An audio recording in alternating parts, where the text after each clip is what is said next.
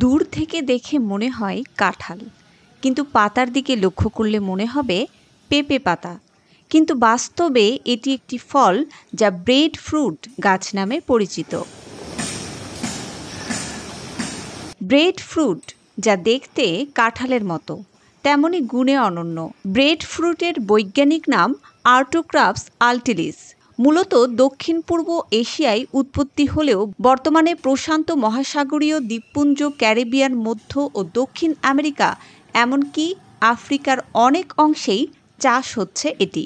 নামটি এসেছে এর রুটির মতো গুণাগুণ থেকে। পাকা ব্রেড ফ্রুট সেদ্ধ বা ভাজা করলে এটি রুটির মতো নরম, একটু মিষ্টি স্বাদের এবং বেশ পুষ্টিকর। রান্নাঘর না হোক কান্নাঘর, গাজী কিচেন হুড স্বাচ্ছন্দ্যময় রান্নাঘরের বিশ্বস্ত সঙ্গী।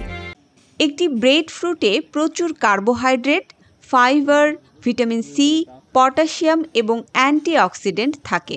এটি গ্লুটেন ফ্রি হওয়ায় যাদের গ্লুটেন সংবেদনশীলতা আছে তাদের জন্য আদর্শ খাদ্য। বিশ্ব খাদ্য ও কৃষি সংস্থার মতে ব্রেড ফ্রুট একটি আন্ডার ইউটিলাইজড ক্রপ, অর্থাৎ এমন এক ফসল যার ব্যবহার ও চাষ অনেক সম্ভাবনাময় হলেও এখনও পর্যাপ্তভাবে পরিচিত বা বিস্তার লাভ করেনি। একটি পূর্ণবয়স্ক ব্রেড ফ্রুট গাছ বছরে গড়ে 200 থেকে 300টি ফল দেয়। এটি ক্ষীরা সহিঞ্চু, রোগবালাই কম হয় এবং একবার রোপণ করলে দশকের পর দশক ফল দেয়। কৃষিবিদদের মতে বাংলাদেশের দক্ষিণ পূর্বাঞ্চল ও উপকূলীয় এলাকায় পরীক্ষামূলকভাবে এই ফল চাষ করা যেতে পারে। ব্রেড ফ্রুট সিদ্ধ, ভাজা, ব্রেক, কুচি করে বা পেস্ট আকারেও খাওয়া যায়। এছাড়া এটি থেকে আটা তৈরি করে রুটি, কেক কিংবা পিঠা পর্যন্ত বানানো যায়। এছাড়াও সবজি হিসেবেও এই ফলকে খেয়ে থাকেন অনেকে।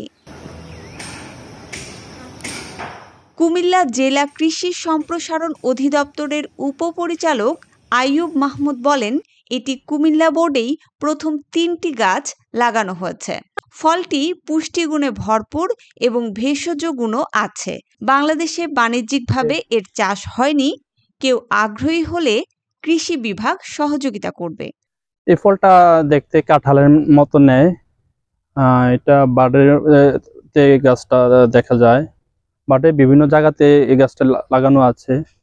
আমি এটা কখনো খেতে দেখি নাই, কিন্তু যেটা শুনছি এটা নাকি খাওয়া যায়।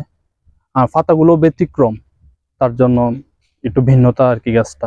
আমি কখনো খাই নাই, হ্যাঁ, যেটা আমি জানি আর কি, এটা রান্না করে খায়।